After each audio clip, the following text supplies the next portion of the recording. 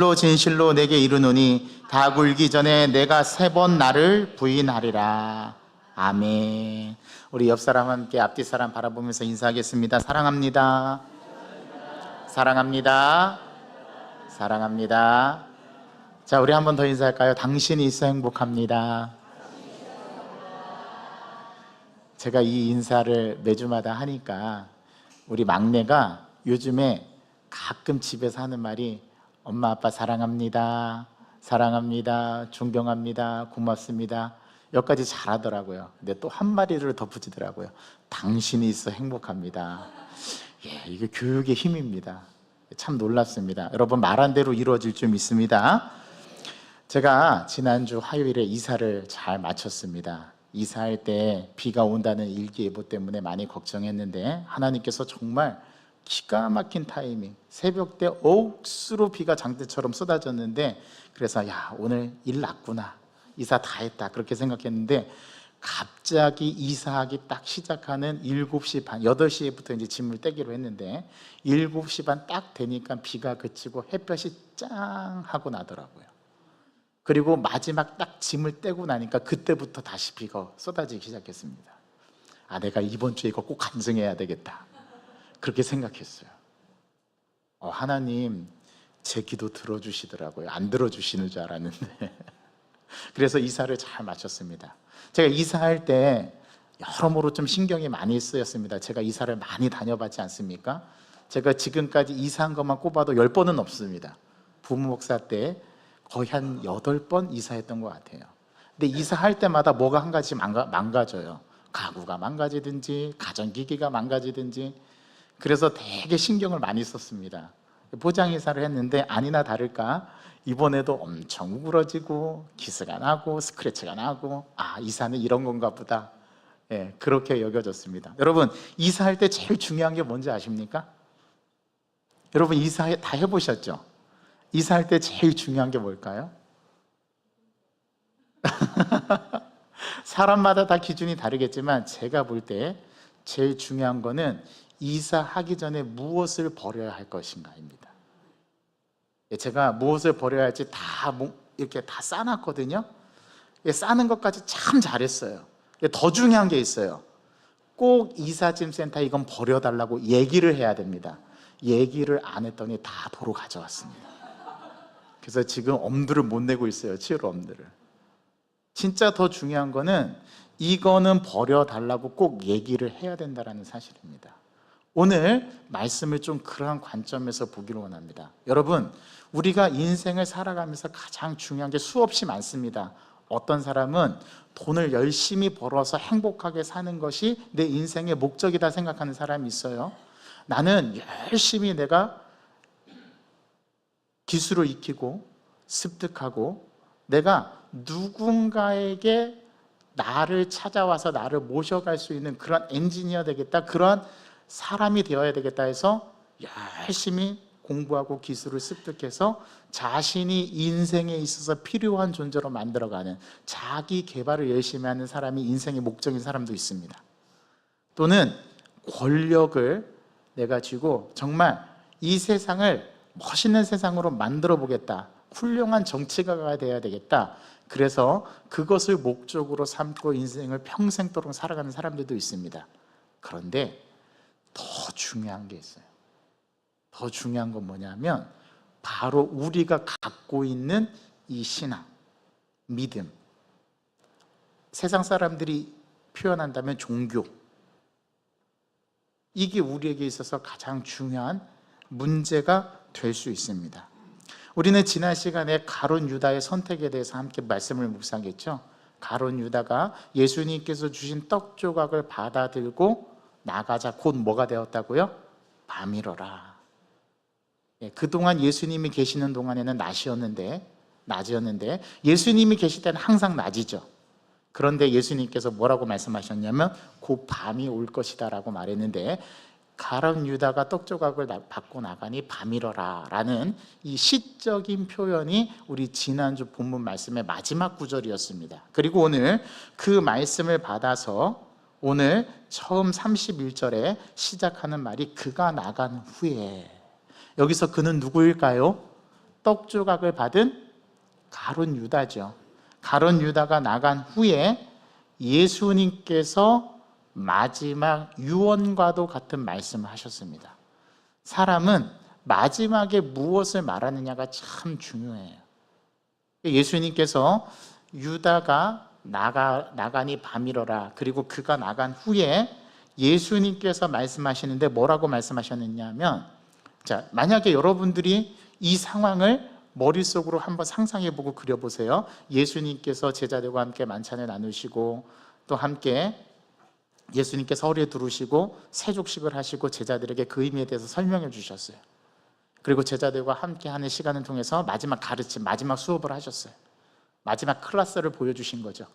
그런 다음에 예수님께서 너희 중에 한 사람은 나를 팔 거야, 나를 배신할 거야.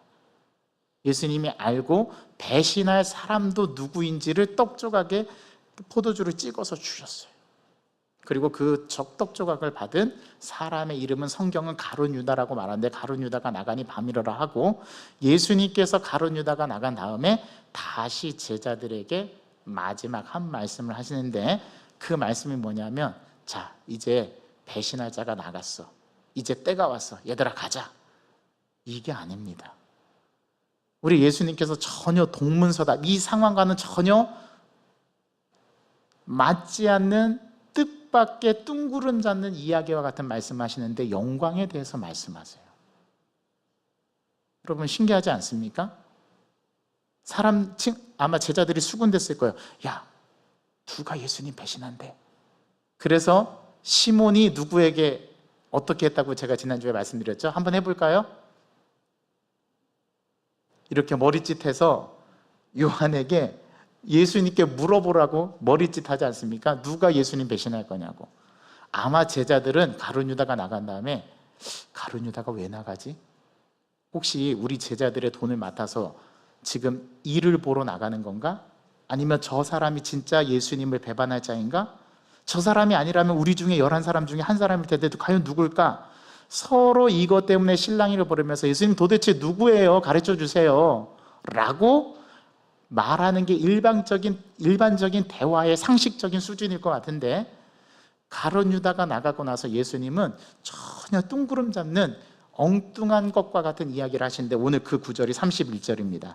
예수께서 이르시되 지금 인자가 영광을 받았고, 아니 가룟 유다가 나가는데 예수님이 영광을 받으셨대요. 이 또한 우리는 이해되지 않습니다. 도대체 무슨 영광을 받으셨다는 걸까? 하나님도 인자로 말미암아 영광을 받으셨다. 여기서 인자는 사람의 아들, 즉 예수님이죠. 하늘 아버지께서도, 성부 하나님께서도 이 아들 예수 그리스도를 통해서 뭐를 받으셨대요? 영광을 받으셨대요. 성부 하나님과 성자 예수님이 영광을 받으셨대요. 여러분 이 말씀 이해되세요? 저는 일주일 내내 이 말씀을 넘어가질 못했어요. 말씀을 준비하는 저도 이게 도대체 무슨 뜻일까? 여러분 우리는 한 주간 여러분들에게 이게 강해 설교가 좋은 점은 뭐냐면, 여러분들이 그 다음 주에 말씀을 미리 묵상할 수 있다는 거예요. 여러분 이번 주 셀 모임 하면서 미리 묵상하셨죠? 자, 그럼 여러분 해답도 알고 계실 것 같은데, 도대체 무슨 영광을 받으셨다는 거죠? 예수님 말씀하셨잖아요. 영광 받으셨다면서요. 가룟 유다가 나간 후에. 여러분 가룟 유다가 나간 시점이 중요합니다. 그 시점에 예수님께서 영광을 받으셨대요. 여러분 이 말씀 이해되세요? 저는 이 부분부터 금요일까지 이사하고 나서도 이사짐 정리도 못하고 계속 이 말씀 묵상하면서, 도대체 이게 무슨 뜻이지? 무슨 영광을 받으셨다는 거지? 자기 제자가 자기를, 스승을 배신한다는데 그게 무슨 영광이 될까? 이거는 우리 세상의 이치와 세상의 지혜로선 도저히 알 수 없습니다. 그래서 제가 앞전에 몇 주 전에 영광을 돌린다, 영광 받으신다라는 뜻이 무엇인가를 설명했는데 혹시 기억나시나요? 그때 쓰인 단어가 헬라어로 독사라. 이게 독사, 이게 뱀을 말하는 게 아니에요. 그 단어의 발음이 독사라는 말이에요. 독사라는 영광이라는 헬라어 단어가 쓰였는데, 그 뜻은 내가 무언가 열심히 노력해서 누군가에게 보탬이 되는 그런 게 아니라, 나를 통해서 누가 드러나는 게 영광이라고 말씀을 드렸어요? 하나님이 드러나는 거. 나의 말, 나의 행동, 내 존재 자체로 인해서 눈에 보이지 않는 하나님이 드러나게 되는 것. 그래서 세상 사람들이 뭐라고 했냐면 예수 믿는 사람들이 선하고 의롭고 올바르고 정의롭게 살면 야, 저 사람 진짜 하나님의 사람 맞는가 보다. 저런 사람이 믿는 하나님이라면 나도 믿어보고 싶다. 그게 바로 하나님의 영광을 드러내고 하나님께 영광을 돌린다, 그런 의미라고 말씀을 드렸어요.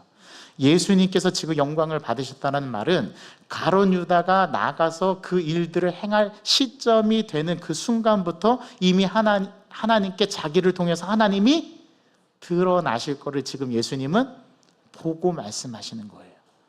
그래서 예수님은 과거형으로 영광을 이미 받았다라고 표현하신 겁니다. 이제 하나님이 자기를 통해 드러나시게 될 거니까요. 예수님이 체포되시고 십자가에서 죽으시고 그 죽음으로 인해서 하나님이 우리 인간에게 어떤 일들을 행하셨는가가 나타날 것이기 때문에, 그래서 예수님은 영광을 받으신 것이라고 표현하는 겁니다. 즉 예수님 자신을 통해서 자기 아버지 하나님이 드러나게 될 것을 이 가룟 유다를 통해서 보여주실 것이기 때문에, 그리고 이미 그 일이 가룟 유다가 나감으로 인해서 시작되었기 때문에 그렇다라는 겁니다. 그러면서 예수님께서 말씀을 이어가시는데요, 만일 하나님이 그로 말미암아 영광을 받으셨으면 하나님도 자기로 말미암아 그에게 영광을 주시리니, 여기서 그는 예수 그리스도죠. 아들에게 영광을 주시리니 곧 주시리라. 이제 예수님도 영광을 받으실 때가 옵니다. 그게 십자가 사건이에요. 그게 예수님의 십자가 죽음 사건입니다. 우리는 오늘 이 말씀을 그렇게 이해를 해야 해요. 그래야 이제 예수님께서 십자가의 길을 가시기 전에, 체포당하시기 전에 예수님께서 마지막 제자들에게 유언으로 남기는 말, 사람이 죽을 때 하는 말이 유언이잖아요.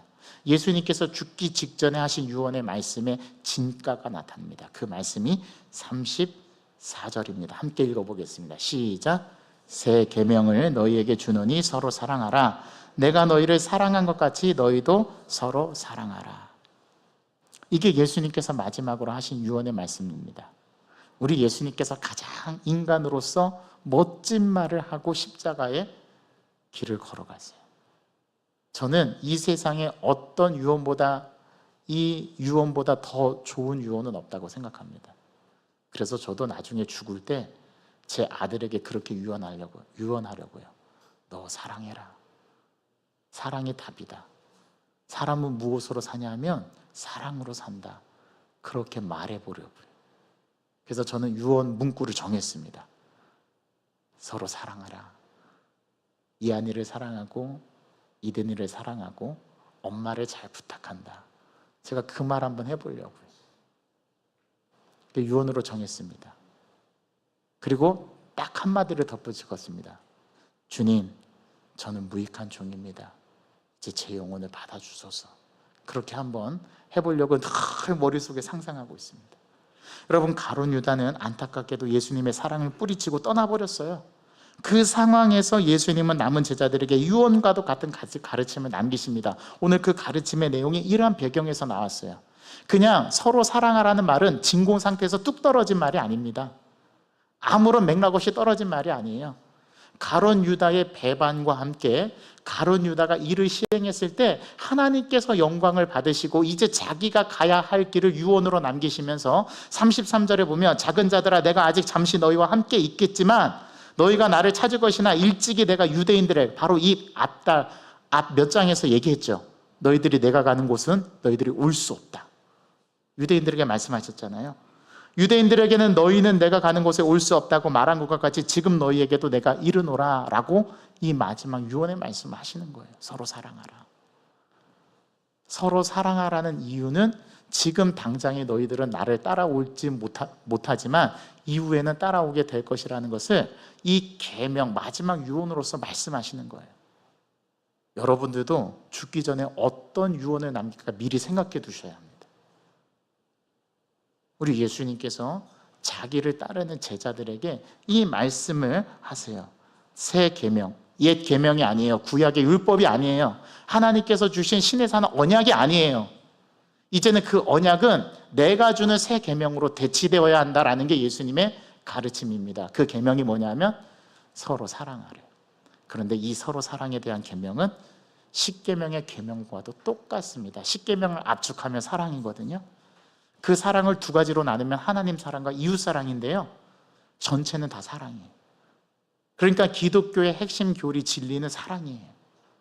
이 사랑을 빼고서는 말할 수 없어요. 이 사랑을 빼고 하나님을 말할 수 없고, 이 사랑을 빼고 예수 그리스도를 말할 수 없어요. 저와 여러분들의 관계도 마찬가지예요. 목자와 양의 관계도 사랑을 빼놓고 말할 수 없어요. 이 사랑이 중요합니다. 사랑이 본질입니다. 그래서 예수님께서 새 계명을 가르쳐 주시는 거예요. 제자들은 가룟 유다가 왜 밖으로 나갔는지 알 수 없었지만 예수님은 잘 알고 계셨어요. 그런데 놀랍게도 그가 나간 후에 예수님은 지금 인자가 영광을 받았다라고 말씀하시고, 그로 인해서 하나님도 영광을 받으셨다고 선언하셨습니다. 예수님으로 인해서 영광을 받으신 하나님은 예수님께도 영광을 주실 것이라고 말씀하셨어요. 여러분, 이 영광은 십자가를 의미합니다.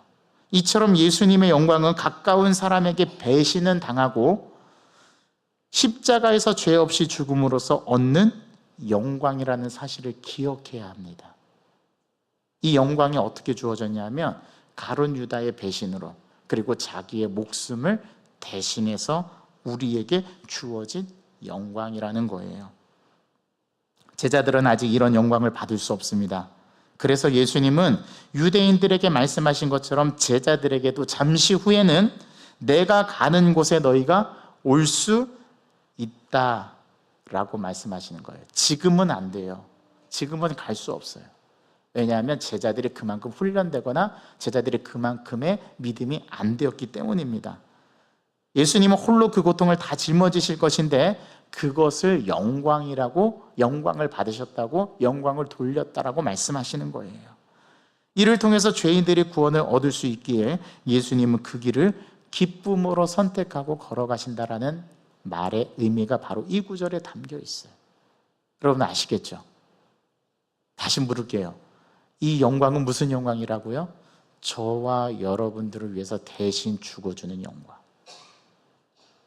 그 죽음의 값으로 저와 여러분들이 영원한 생명을 얻게 되는 영광.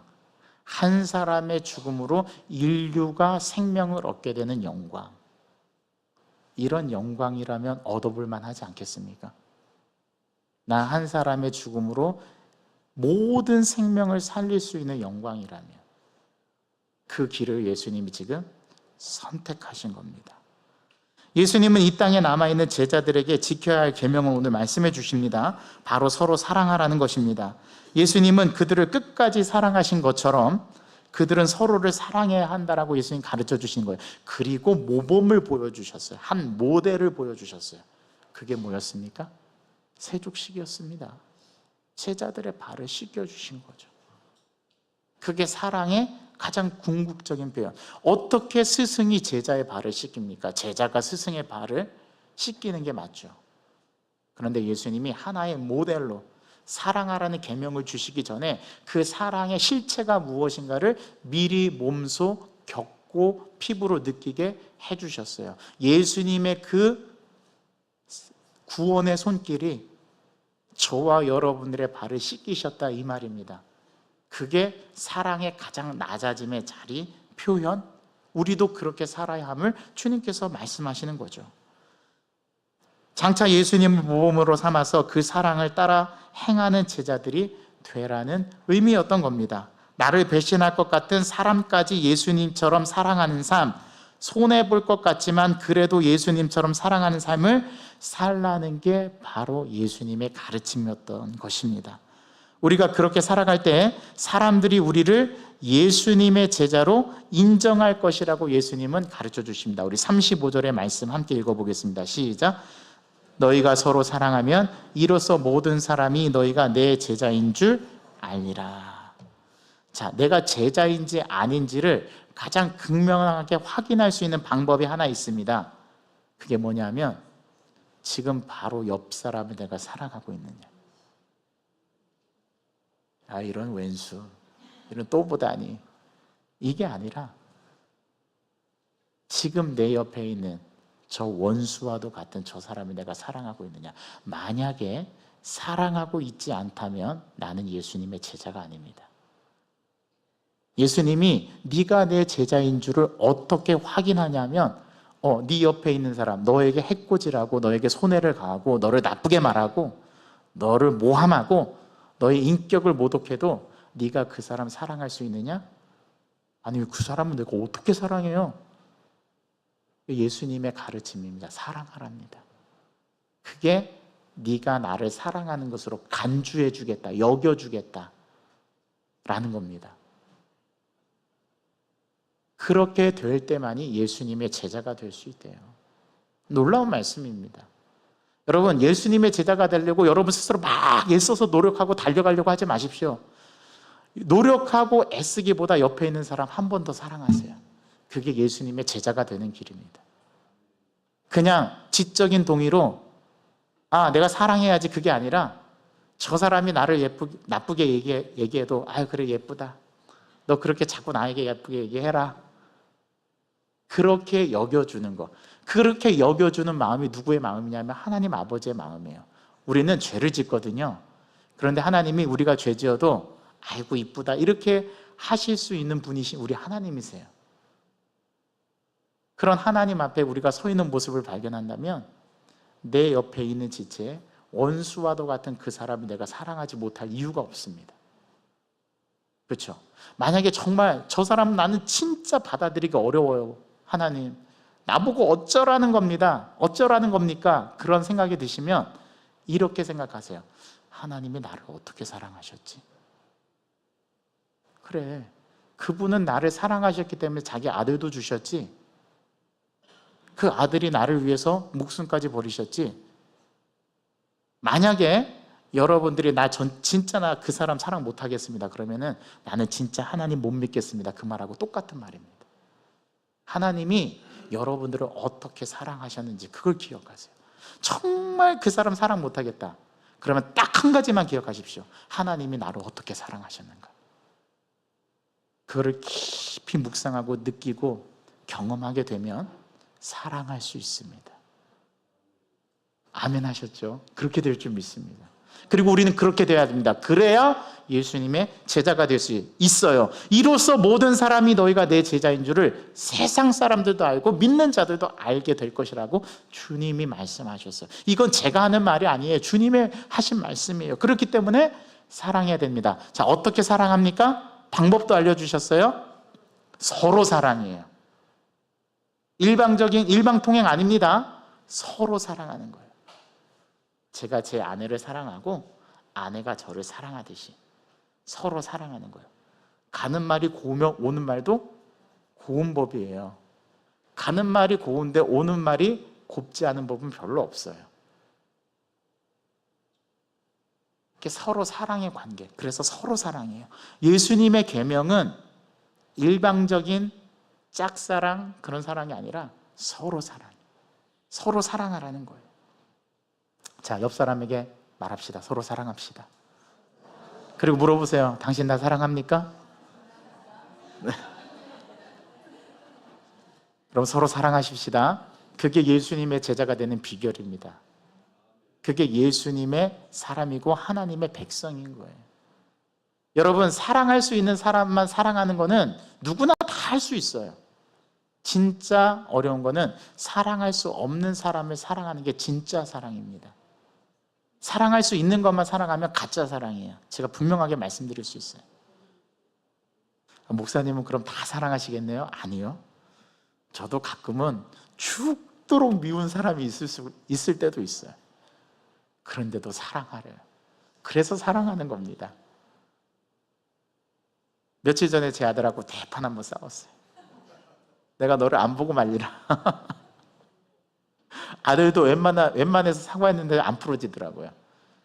그랬는데 가만히 내버려두면서 마음 가는 대로 그 아들에게 미안해 라고 얘기하는 것보다 가서 행동으로 사랑하는 모습을 보여주니까 풀리더라고요.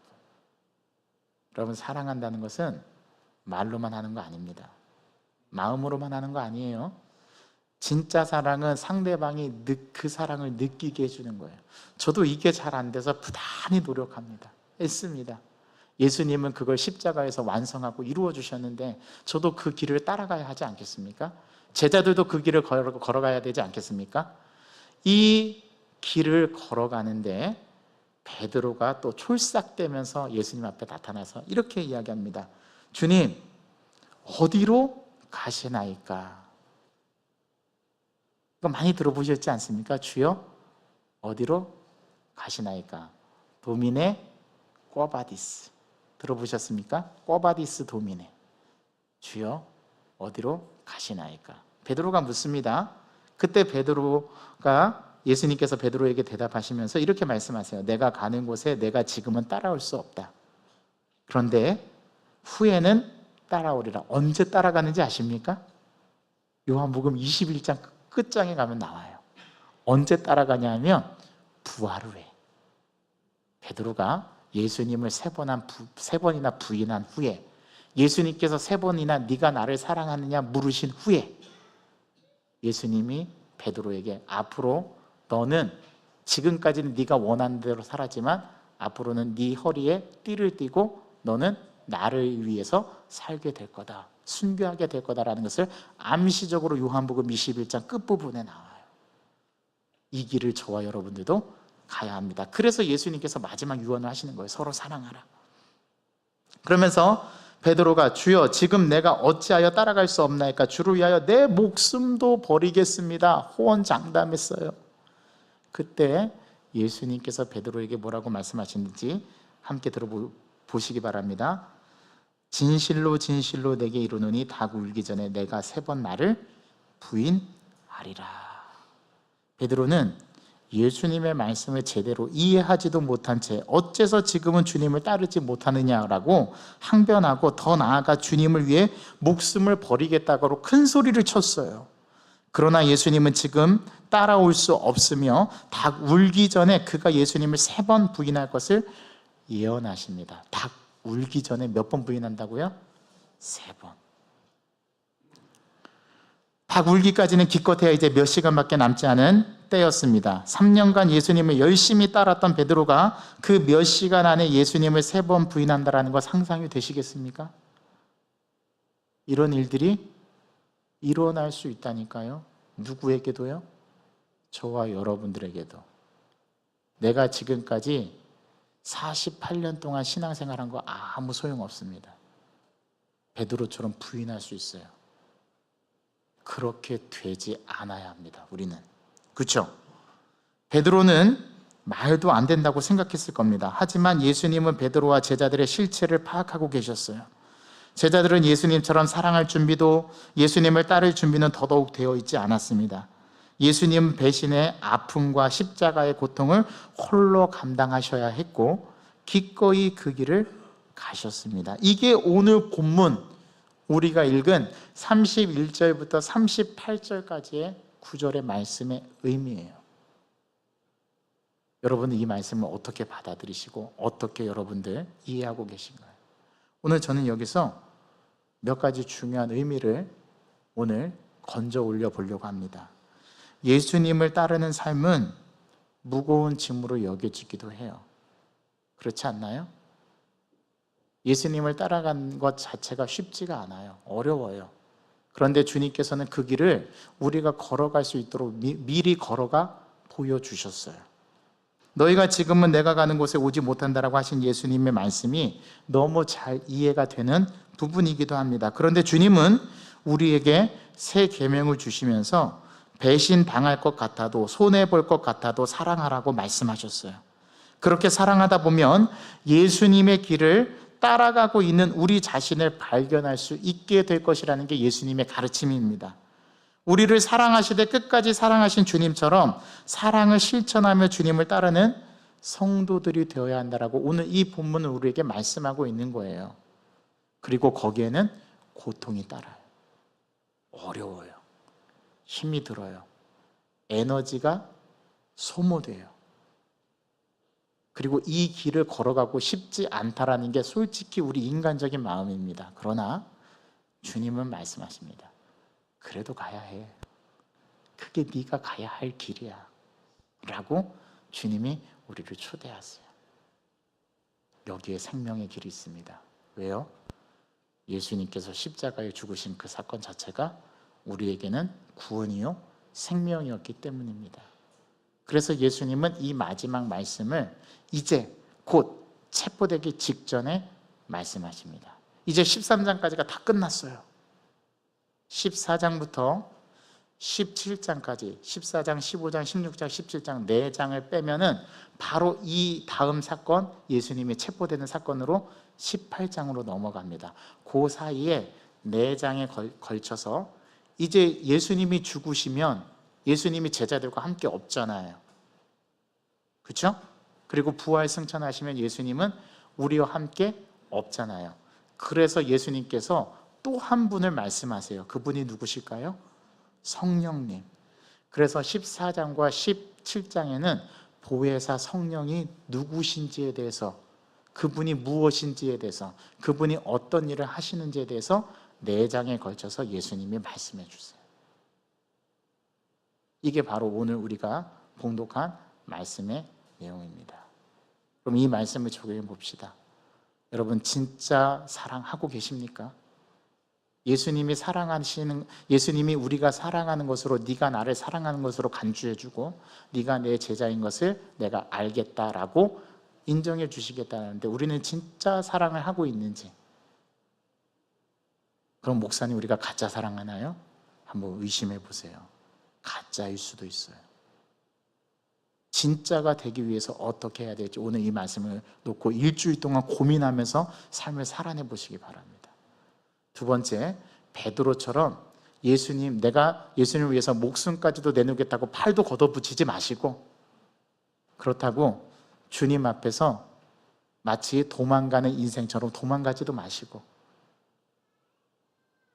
오늘 이 말씀, 이 한계를 나에게 주신 것으로 정확하게 인지하면서 예수를 따른다는 게, 하나님의 자녀가 된다라는 게, 하나님의 백성이 된다라는 게 무엇을 의미하는지 오늘 예수님께서 베드로를 통해서 네가 다구기 전에 3번 나를 부인할 것이라는 그 말씀을 통해서 내 인생, 내 존재, 내 삶이 주님 앞에 어떠한 신앙으로, 삶으로 고백되어져야 하는가, 그리고 나는 어떻게 예수를 따라갈 것인가, 이번 한 주간의 삶을 살아내면서 오늘 이 말씀을 본보기로 해서 힌트를 얻는 저와 여러분 되기를 간절히 소망합니다. 주님, 예수님께서 새 계명을 저희들에게 주셨습니다. 이 계명은 구약의 옛 계명과는 다릅니다. 예수님께서 우리에게 주신 계명은 10가지나 되는 10계명이 아니라 단 한 가지의 계명, 그 계명은 서로 사랑하라는 계명이었습니다. 왜냐하면 예수님이 사랑의 본질이시고 실체이시기 때문에 그렇습니다.